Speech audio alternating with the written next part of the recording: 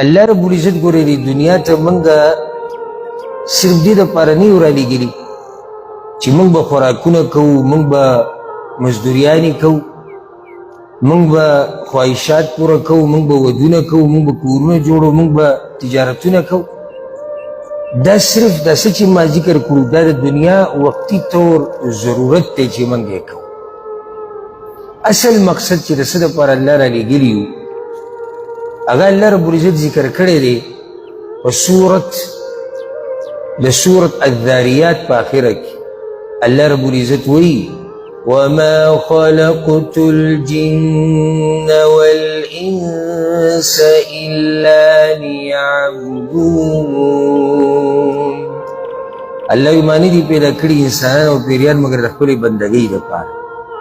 دا دنیا د امتحان ځای دی چې پته پکې ولګي څوک د خپل رب راضي کولی شي او څوک یې نشي راضي کولی. او ځکه الله رب العزت د سورة المؤمنون په آخره کې دا خبره ذکر کړې ده چې آیا ستاسو دا ګمان دی چې ما تاسو داسې پالتو پیدا کړي